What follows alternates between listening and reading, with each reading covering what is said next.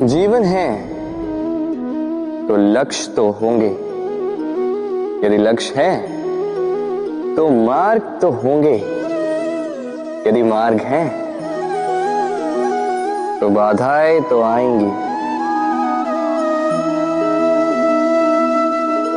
और इसी पर निर्धारित है कि हम जीवन में सफल होंगे या असफल, यश के भागी होंगे या तिरस्कार के। मान लीजिए आपको एक कार्य करना, आपको पर्वत पर चढ़ना।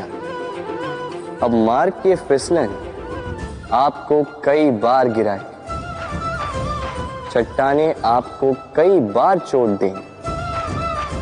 अब ऐसे में करेंगे क्या? सामान्य व्यक्ति चुनता है प्रतिकार,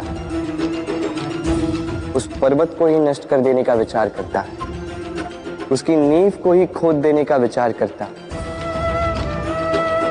किंतु पर्वत को तो कोई नष्ट ना कर पाए, तो असफलता के साथ साथ अपयश का भी भागी बन जाता।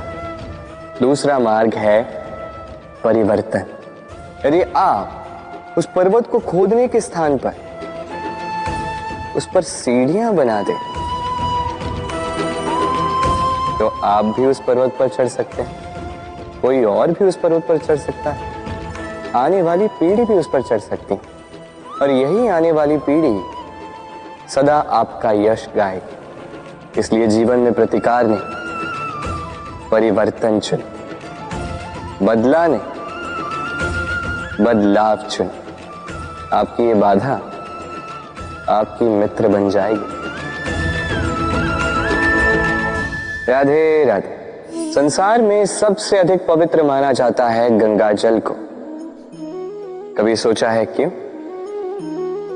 क्योंकि गंगा जल का आविर्भाव ही शुद्ध होता है, उसका जन्म शुद्ध होता है, जहां से उसका प्रारंभ होता है वो शुद्ध होता है। और प्रारंभ का शुद्ध होना अति आवश्यक है। हमारे जीवन में प्रारंभ होता है हमारे विचार से। अपने विचार शुद्ध रखें, क्योंकि इन विचारों से बनते हैं आपके शब्द। आपके शब्द शुद्ध रखें, क्योंकि इन शब्दों से आपके कार्य संपादित होते हैं। आपके कार्य शुद्ध रखें, क्योंकि ये कार्य बनाते हैं आपका स्वभाव।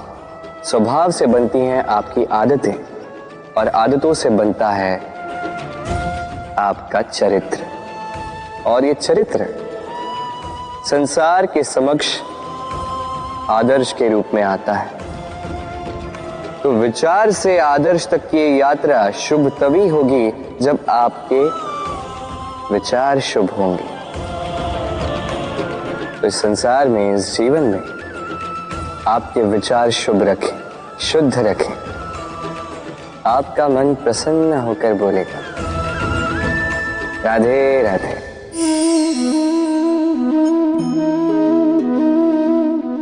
दूध और माखन।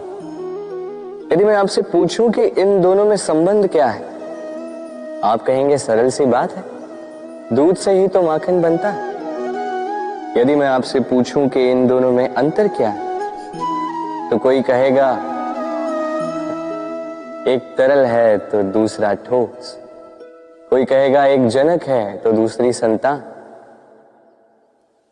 नहीं, इन दोनों में अंतर है शुद्धता का। माखन दूध से कहीं अधिक शुद्ध होता है। इस बात को कुछ इस प्रकार समझा जा सकता है। यदि कोई कीट आकर उस पात्र में गिरे जिसमें दूध गिरा है, तो आप क्या करते हैं? आप दूध को फेंक देते हैं। किंतु यदि कोई कीट आकर उस पात्र में गिरे जिसमें माखन रखा गया है, तो आप क्या करते हैं? आप उस कीट को निकाल कर फेंक देते हैं।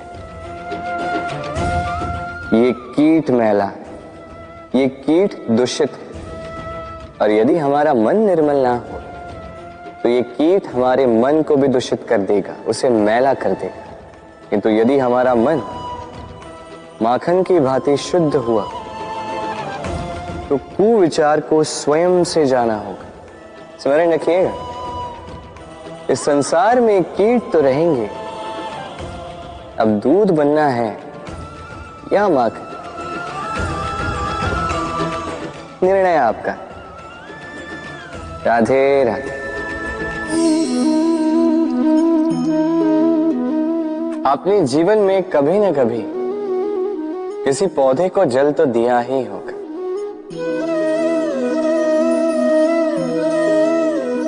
कभी मन में ये प्रश्न नहीं आया कि हम पौधे के पत्तों को, पुष्पों को, डालियों को,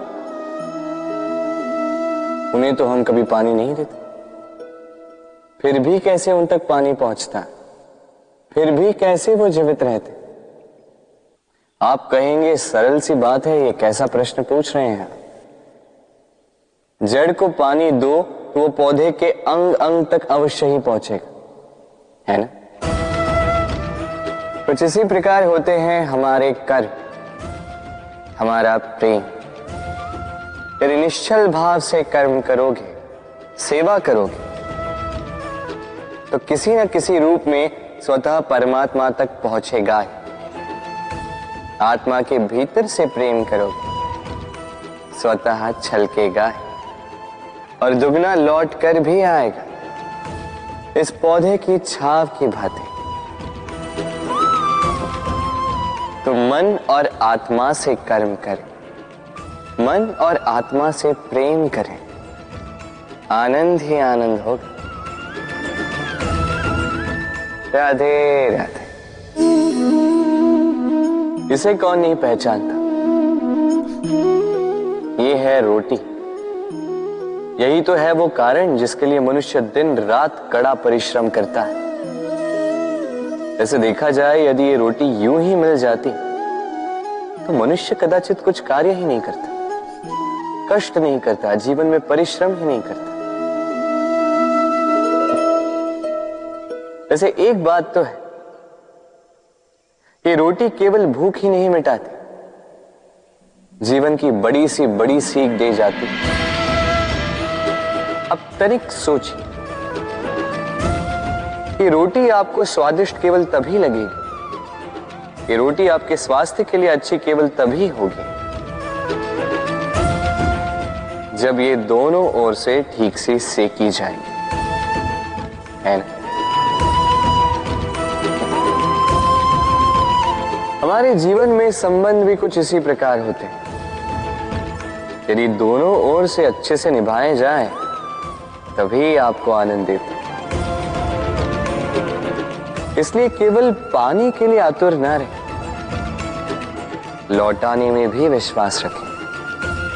क्योंकि जब एक संबंध में दोनों ओर से प्रेम होगा, दोनों ओर से करुणा होगी, कुछ करने की चाह होगी, तभी वो संबंध आपको जीवन में आनंद देगा।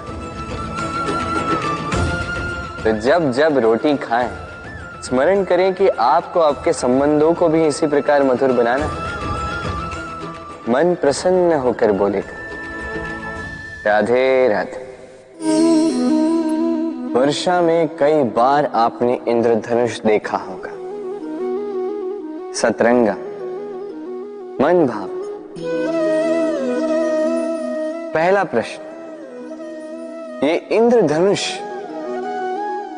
बनता कैसे? होता यूं है कि जब वर्षा की बूंदों से प्रकाश होकर निकलता है, तब वो अपने वास्तविक 7 रंगों में विघटित हो जाता है और तब हम इस इंद्रधनुष को देख पाते हैं। दूसरा प्रश्न, ये इंद्रधनुष वर्षा की बूंदों से ही क्यों बनता है? कारण है शुद्धता। वर्षा की बूंदें शुद्ध होती हैं, आकाश से धरती की ओर गिरती हैं, किंतु स्वयं के लिए नहीं, धरती की प्यास बुझाने के। और इसीलिए तो प्रकाश जैसी वेगवान तरंगों को विघटित कर जाती, उसकी वास्तविकता सामने लाती।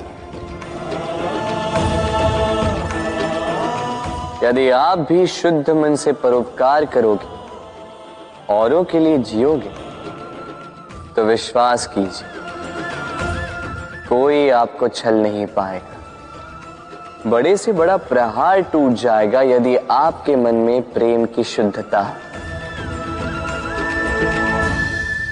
राधे राधे।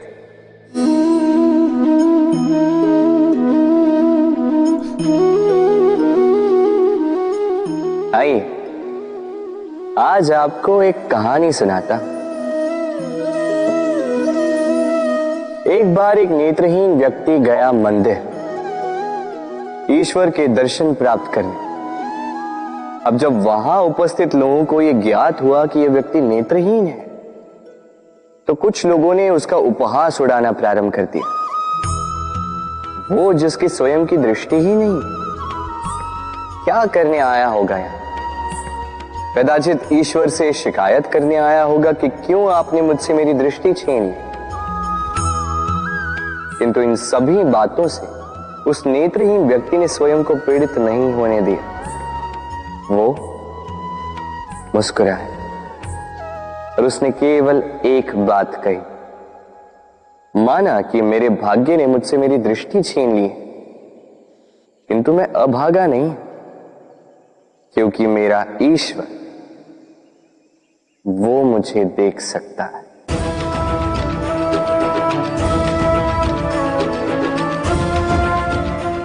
स्मरण रखिएगा, दृष्टि नहीं दृष्टिकोण आवश्यक है। यदि आपका दृष्टिकोण शुभ हो तो अशुभ में भी शुभ स्वयं दिखने लगता है और मन प्रसन्न होकर कहता, राधे राधे।